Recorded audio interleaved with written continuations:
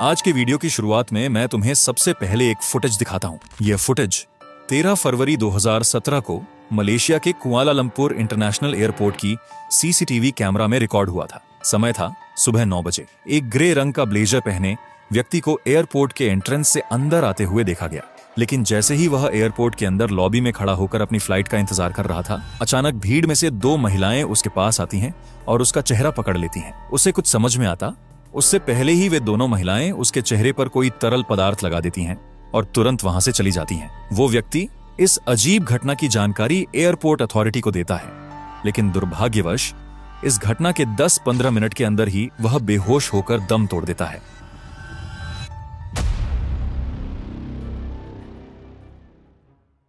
जब मलेशियाई पुलिस उसकी पहचान जानने के लिए उसका बैग चेक करती है तो उसमें से करीब 1 करोड़ रुपए नकद बरामद होते हैं। लेकिन इससे भी ज्यादा चौंकाने वाला सच तब सामने आता है जब पुलिस उसके पासपोर्ट को चेक करती है। वह व्यक्ति था उत्तर कोरिया के supreme leader Kim Jong Un का सौतेला बड़ा भाई किम जोंग नाम।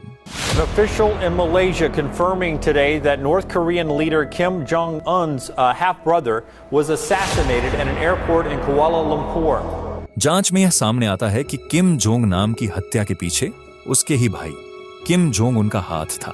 उसने यह मर्डर प्लान इतनी चालाकी से अंजाम दिया था कि खुद हत्यारियों को भी नहीं पता था कि वे किसी को मार रही हैं। पर सवाल ये उठता है, किम जोंग उन ने अपने ही भाई को क्यों मरवाया? उसका मकसद क्या था और इस मर्डर को उसने कैसे एग्जीक्यूट किया? वीडियो को अंत तक देखोगे तो सारी गुत्थियां सुलझ जाएंगी।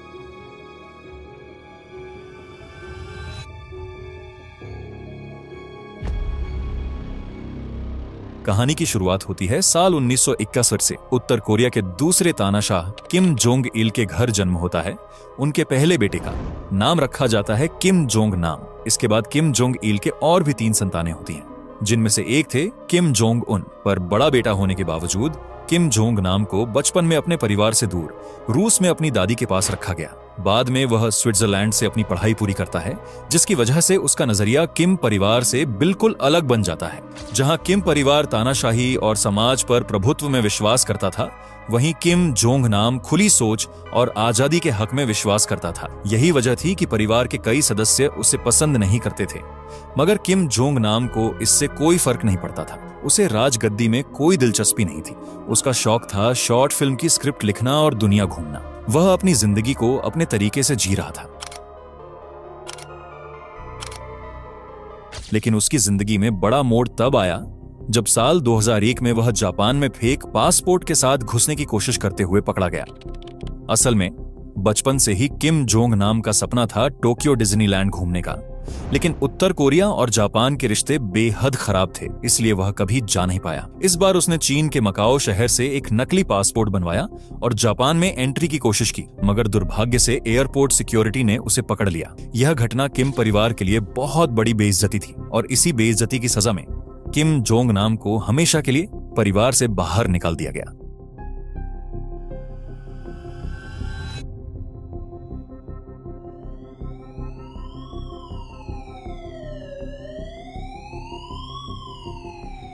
इसके बाद वह अपनी पत्नी और बच्चों के साथ मकाओ में रहने चला गया, लेकिन वहां जाकर सबसे बड़ी दिक्कत आई पैसों की।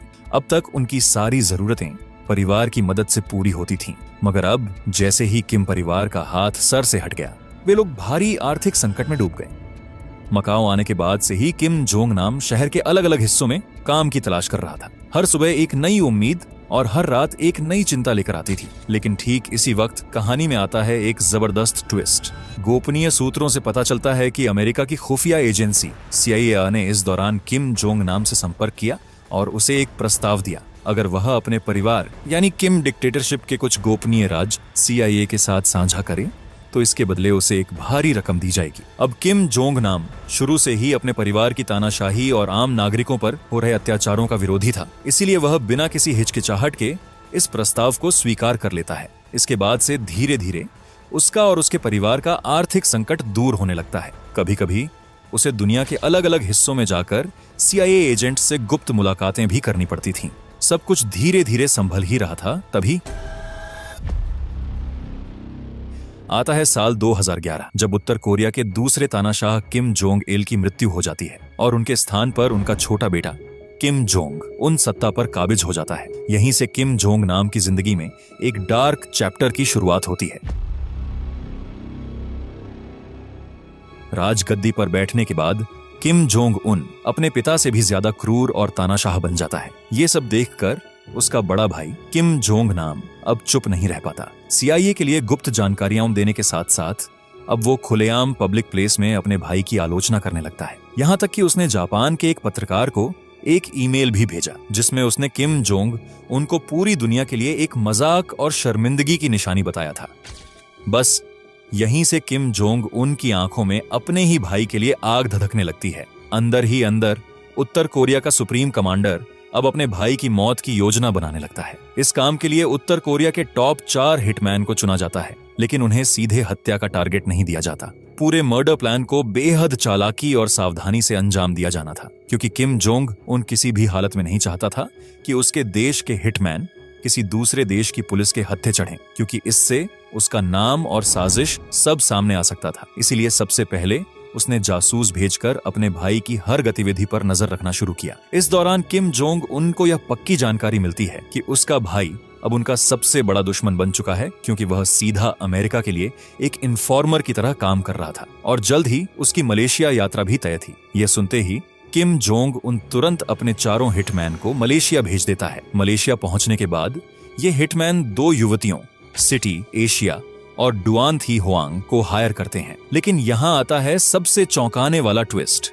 ये दोनों लड़कियां बिल्कुल नहीं जानती थीं कि उन्हें किसी की हत्या के लिए इस्तेमाल किया जा रहा है। असल में हुआ ये था कि उन हिटमैनों ने खुद को उन लड़कियों के सामने एक फिल्म डायरेक्टर के रूप में पेश किया था। उन्होंने बताया कि वे एक प्रैंक शो की शूटिंग कर रहे हैं और उन्हें इसके लिए कुछ लोगों की जरूरत है। बस यहीं से उन्होंने सिटी एशिया और डुआन थी हुआंग को अपने जाल में फंसा लिया। उन्हें बताया गया कि प्रैंक के दौरान उनके हाथों में बेबी ऑयल दिया जाएगा, जिसे उन्हें किसी चुने हुए अजनबी के चेहरे पर लगाना होगा और इस मजाकिया एक्ट के लिए हर बार $100 का भुगतान किया जाएगा। शूट से पहले उन्हें कुछ लोकल इलाकों में ले जाकर कुछ रैंडम लोगों को टारगेट करने को कहा गया। वे पीछे से जाकर उनके चेहरे पर बेबी ऑयल लगाती और फिर तुरंत वहां से हट जाती। काम खत्म होते ही उन्हें उनकी फीस भी मिल जाती थी। यह सब 3 से 4 दिनों तक चला। असल में ये सब कुछ था उस भयानक मर्डर मिशन का रिहर्सल, ताकि फाइनल अटैक में कोई चूक ना हो। 13 फरवरी 2017 यही वो दिन था जब किम जोंग नाम की CIA एजेंट से मीटिंग के बाद मकाओ लौटने की योजना थी। सुबह 9 बजे जब वह कुआलालंपुर एयरपोर्ट में दाखिल होता है, तभी दूर खड़े 4 हिटमैन सिटी एशिया और डुआन थी हुआंग को उसका चेहरा पहचानने का इशारा देते हैं। उन्हें वही पुराना काम करने को कहा जाता है, चेहरे पर बेबी ऑयल लगाना। पर इस बार बात अलग थी। इस बार उनके हाथों में जो तरल था वह बेबी ऑयल नहीं बल्कि एक भयानक जहर था, और दोनों लड़कियां इस बात से बिल्कुल अनजान थीं। फिर जो हुआ वह तो तुम वीडियो की शुरुआत में देख ही चुके हो। इसके बाद दोनों लड़कियों को पहले से निर्देश दिया गया था कि जैसे ही ये काम पूरा हो जाए वो तुरंत वॉशरूम जाकर हाथ धो लें, और बिल्कुल उसी निर्देश के अनुसार दोनों लड़कियां हाथ धोकर पहले से बुक की गई टैक्सी में बैठकर एयरपोर्ट से चली जाती हैं। असल में सिटी एशिया और डुआन को अब तक बिल्कुल अंदाजा नहीं था कि उन्होंने क्या किया है, और खास बात यह थी कि इस लास्ट क्लाइंट के लिए उन्हें $200 दिए गए थे। तो अगर उनके मन में कोई शक भी उठा होगा तो उस पैसों ने उसे दबा दिया होगा। लेकिन असली झटका आया अगली सुबह 14 फरवरी को, जब मलेशियाई पुलिस ने उनके घर का दरवाजा खटखटाया।